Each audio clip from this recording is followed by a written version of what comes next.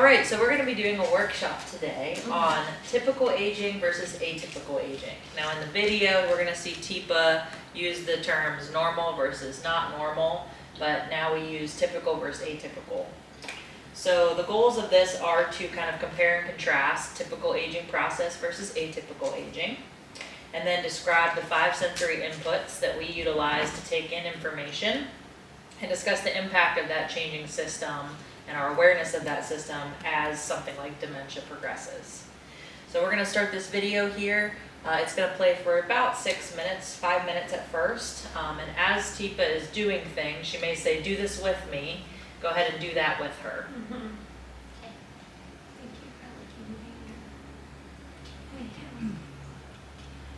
we're going to talk about now is the difference between normal aging and not normal.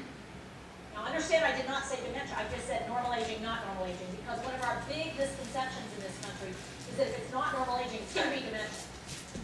And that's not true. So we've got to get that one off the table. So what I'm going to do very quickly is give you 2 quick little role plays that are going to... Blue. Oh, I lost it. And take you through normal versus not normal. So I'll do normal first. I'm in the living room, and I've been watching a TV program, and the program finishes, and I decide, you know what, I'm thirsty. I think I'm going to go make a pot of coffee. And I head toward the kitchen to make coffee. But before I get all the way to the kitchen, coffee. So I answer the phone. Hello? Oh, hey, sweetheart. How have you been? Well, yes, of course I know who it is. It's, that's right on the tip of my tongue. It starts with B. Betty, of course it's Betty. Sorry. Recognize your voice right away, just couldn't think your name. Yeah, see you in a moment. Huh? What? Oh, no, I'd love to get together. Oh, together? Okay, what? At 2 this afternoon? All right. Oh, the mall. Okay, well, which end? Macy's. Oh, that's where J.C. Penney's was, right? They moved out and then I know what we're talking about. Absolutely. Menswear, is that the same, yep, I know where to be. 2 o'clock, I'll be there. Wait right beside the door, I'll be waiting right beside the door. It's supposed to be a little chilly Saturday. Yeah, huh? What? Oh, they opened a new chocolate store. Well, you know me. You know what I'm gonna get. I'll get caramels, I always get caramels. You're gonna get, I know you like the white flaky stuff in chocolate. Yes, coconut, of course. That's you. Huh? Oh, no, I'll be happy to call and see if Margaret wants to come. That'd be great. Yeah. Oh, vacation pictures? Oh, yeah, I'll bring them. Wait till you see yourself in that bathing suit. Oh, I was just kidding. Just teasing you. You know how I am. Such a teaser. I'm not going to say it. Huh? What? No, I didn't say anything. I was just talking to myself. Writing a note. All right, sweetheart. Well, I'll see you then. Love you. Okay. Bye-bye.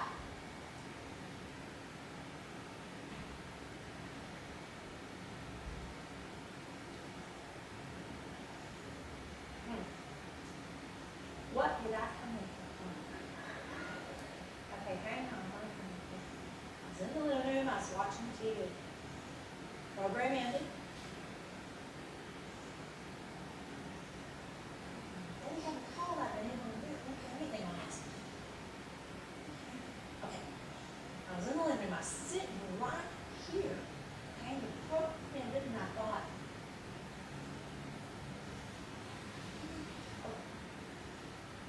coffee.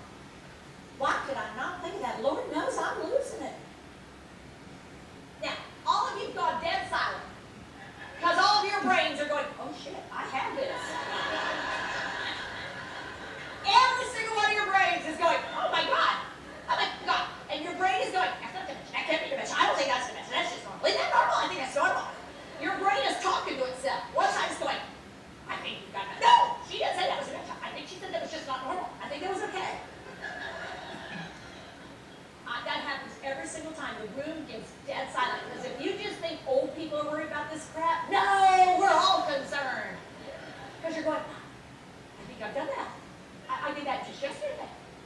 What you've totally forgot, because in that moment your brain was going, because I said that was normal. I was going to do normal first. So here's what I think I better do. Do this. Roll your shoulders. I think we better do it one more time. You need to let it go. Breathe out all the way, because you guys are going. And by the end, your brain's going, you got it. I got it.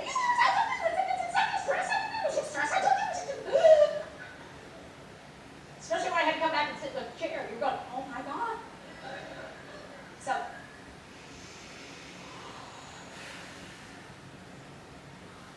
All right. Has anything like this ever happened to you? Mm-hmm. Tell me more about that. Where I go into a room and I'm like, wait, what did I come in here for? Okay, so you've gone into rooms looking for something and not remembering quite what it is. Yeah. Or I just realize I'm somewhere and I'm like, why did I come here? Okay. All right. So you've been in that moment before. Anyone else? Same or different? Sometimes when I'm going, I like remember what I'm supposed to do. Like if I get up to get something out of the refrigerator, and maybe I have my phone in my hand and I need to put my phone down, and I'll put my phone in the refrigerator to grab what it is that I need, and then I'll close the refrigerator, and then for the rest of the day I have no idea what my phone is. For the rest of the day, you have no idea what your phone is. For a good while at That's least. amazing. Okay. All right, so the refrigerator is kind of your vice for this moment. Yeah. What about you, Chloe? Same or different? Not the same with the refrigerator, but yes, for going into rooms and forgetting what I was doing. Okay, so you've experienced this with moving around in the house sometimes. Yes. Have you noticed other people in your lives doing things like this before? You laughed, Chloe. Do you want to explain a little more about that? No. Are you afraid of revenge from your pregnant-minded wife recently? I understand that. I can see where you go for. Think for a moment to yourselves, why do we think that this happens? We have a lot going on in our lives, and we also live in like a highly stimulating environment, and I think that you just get so easily distracted when you say something kind of passively, like, oh, I need to go get coffee, or I need to go find my glasses, and then there's so many stimulating things around you, and you're thinking of 100 different things that it just kind of, you lose that train of thought, and you're like, you're suddenly standing there like, why did I even come out here? And so I think it's just like kind of an overstimulating environment that we live in. Okay, so for you, you notice that it's when you're overstimulated that you are more forgetful with what you're doing. Yeah, or if I'm just thinking about, I'm like working on a project or something, and it's like, oh, I have to deal with this like thing that's like just, it's something I have to do, but I'm more concerned about like this other thing that's going on. It's kind of tangential to what I'm actually trying to achieve. So what you're saying is if you focus on more than one thing, you kind of get a little off kilter with that. Yeah. Okay. Similar, different? Yeah, I think for me, if I have a lot going on, which I typically do, I'll also like misplace items, which I feel like is also quite normal. Where I'll like put my car keys somewhere, and I think a lot of it has to do with like if I'm not being intentional with where I put things, I'm not like telling myself. Like, I don't think everyone does the whole I'm thirsty, I want to go get coffee, and like says it out loud. Typically it's just like in your head you stand up. So if I'm not doing something intentionally, or it's not like part of my normal habitual whatever, I don't put my keys in the exact same place every time. Inevitably it gets lost. But even sometimes if it is habitual, like sometimes we leave the house after going somewhere, or we get in a car, and then I say, did you turn off the straightener? Or is the oven off? Jesus. And no matter, like without fail, even though it's a habit of yours to always turn off the straightener, Yeah. we still stop the car, turn around, go back, and run inside, and the straightener's off. That's just anxiety. Okay, so you mentioned anxiety, and I think that's a big piece of that versus overstimulation. Sometimes if we get anxious or nervous, it's harder because we release cortisol, which is a stress hormone, so it's harder for us to kind of keep our thoughts even and keep track of what we're doing, so we can become even more distressed or even more kind of fumbling things that are around the house or what we're doing.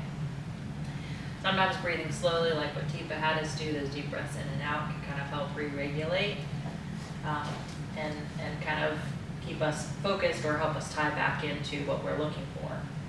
So we're gonna jump back into another video here. And again, if Teepa does something in the video or asks us to do something, we're gonna do it with her. Thank you all for sharing.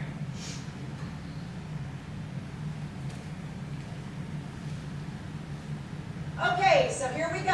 Hand up. Human beings have 5 ways to take things from, do this, out there and get them in their brain. 5 ways to take data from the world around you and put it in here so you can use it. You can process it, you can understand it, you can appreciate it. So the number 1 way, notice how it's separated from all the others. It's special. Do this, be an artist. Visual data. Visual data is the most powerful incoming data. It is what human beings prefer, and it is what they want first in any way of collecting data. They want to see something first. It allows them to see it, and then they can start to think about what they want to do next. But what you see is the most powerful sensory input that you're going to get in your brain. And here's the interesting thing about vision. Show me what you see with. Point to what you see with. Here's what I'm going to tell you. Put your hand back here. This is where you process in your brain what you see.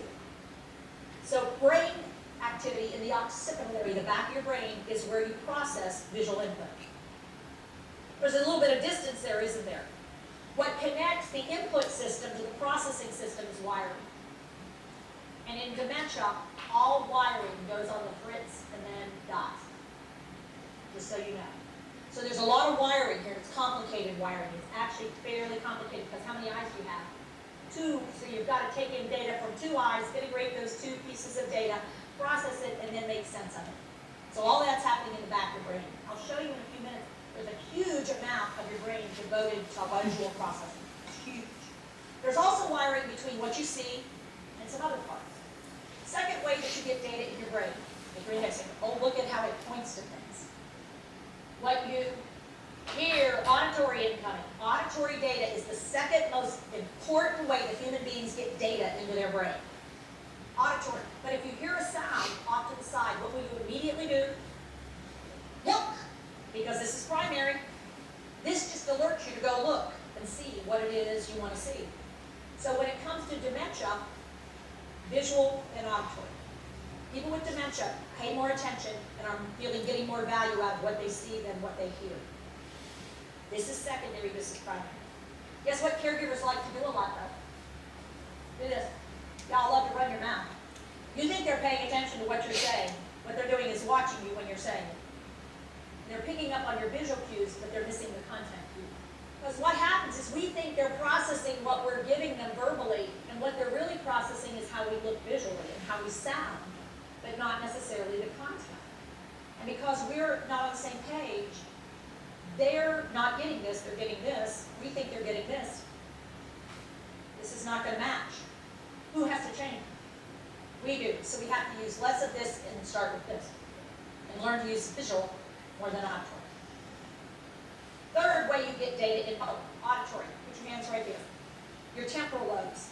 Both sides are involved, but they're very different. This side is very different than this side. How many ears do you have? 2. All forms of dementia, all forms attack the brain asymmetrically. It means it attacks one side of the brain more than the other. That's how it works. It hits one side and then it spreads more. So what happens in general, the left side of the brain is generally attacked sooner and faster and more devastatingly than the right side of the brain. We don't know exactly why, but most patterns of dementia attack, we're going to see more on the left than on the right. Left, right, language areas, but they're different. Come back to that in a little bit. Third way that you get data in your brain, take that middle finger, drop it down, and touch it to the back of your other hand. Now this is actually complicated. And this is one of the most complicated, and it also takes up a lot of brain space. This is sensory motor. You feel something, you do something, you do something, you feel something. They're wired together. So that when you feel something, if you like it, you do more of it. If you don't like it, you stop doing it. So when you feel something, you do something to change or encourage or facilitate what you're feeling, and if you don't like it, you don't do it anymore. Here's the biggest challenge of dementia care. Turn to the person next to you, and if you will this time. Thanks. All right, now what we're going to do is eliminate vision, and we're not going to talk. Okay, so we're taking away two of the ways that you would normally be able to get data into your brain, and I'm just going to use that third way. Go ahead and do that so you get the feel of what it feels like when you're doing this. So you can already tell where I'm going with this. This is not a good one to start with because most people are not fond of the idea of starting an interaction like this. And I do this particularly so you'll start to get the idea of no touching until you've done a visual verbal, and only then are you allowed to do the touch. You got to make sure they come together. So here's what we're going to do. You close your eyes. People with dementia, put your hands behind your back because I want you to feel incredibly vulnerable. That's what this disease does. It robs your skills, so you suddenly are pretty vulnerable. And you thought you were confident. Okay, so caregivers, here's what you're going to do. You watch me and do to them what I do to my person. Okay, y'all should have your eyes closed. There should be no peeking. Notice how many of you opened them up to see what I was up to. Yeah, they're sneaky like that. Okay, you ready? We're going to use these.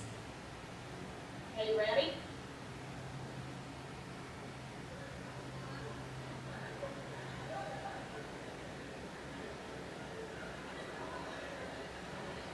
And now, one more.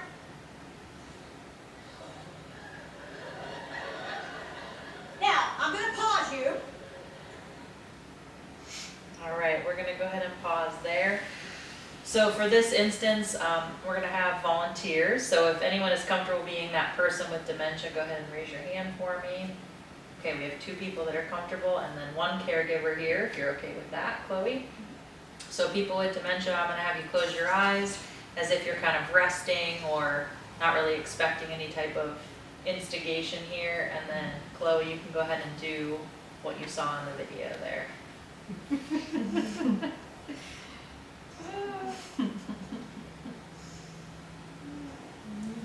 Okay. Not to brag.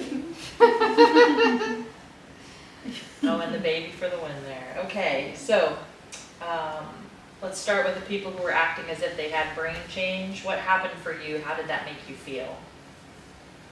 It's a little vulnerable because you don't know what to expect. Is it gonna, the caretaker, whoever it is, you're putting your trust into them that they're not gonna jab you in the eye or something like that. I was fully expecting to be tickled. So even with some degree of kind of knowing it was coming, it was still feeling vulnerable for you. You were expecting to be tickled. Is tickling a positive or a not so positive thing for you? I think most people, it's probably a little bit both. A little bit of both, okay. As long as it's not excessive. I don't know. And then for our person acting as a caregiver, how did it feel to you to provide that stimulus?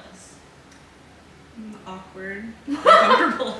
Awkward and uncomfortable? Yeah. Tell me more about that. Just that they weren't really prepared for what I was going to do. It was just a little bit invasive. Okay, so for you it felt invasive to be that person. Mm-hmm. Why do you find, or what did you find yourself wanting to do in that scenario? I'll start with you, Chloe. Instead of what you did, what did you want to do? Either have them open their eyes or like communicate verbally or auditory. Okay, so for you, you'd like them to kind of be more aware or consenting almost to what you're about to do. And for you too, what did you want to do when you were being touched unexpectedly? Open my eyes. Open your Yeah. eyes, okay? Yeah, or just like hope that you're touched gently and not poked in the eye. Yeah. Okay, so for you, it was a protection thing. Yeah. Okay. And then why do you think you felt the way that you did? I think just not having access to your other senses makes you feel, like I was saying, just vulnerable, and that you just don't know what to expect, and so you're just kind of sitting there and hoping that nothing bad happens, I guess. Okay, yeah, thank you for sharing that. What do you think this would feel like as somebody who has brain change or has dementia? It's scary, yeah. Frustrating, probably too. Scary and frustrating. Yeah. Okay. I'll have to get started. All right. And is that true that, when we have something done to us unexpectedly, that it kind of feels weird? And then that's something that we wouldn't necessarily want to do to someone else? Yeah. So maybe that's something to keep in mind when we're interacting with people with brain change, absolutely. All right, we're gonna restart the video here and watch just a little bit more. But before we do that, I want you to go ahead and touch yourself the way that the other person was touching you. How is that different or the same?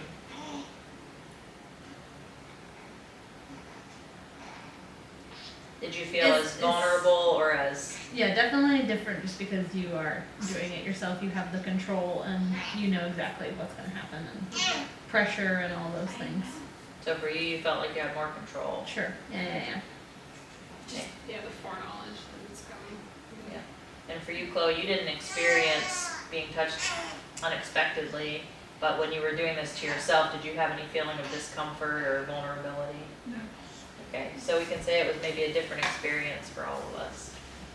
All right, I'm gonna restart our video here. Can you cry in a minute? She's a mad lady. How many of you found at some point you were being cut your eyes flew open? You hungry? You getting too much? How many of you realize you had a really hard time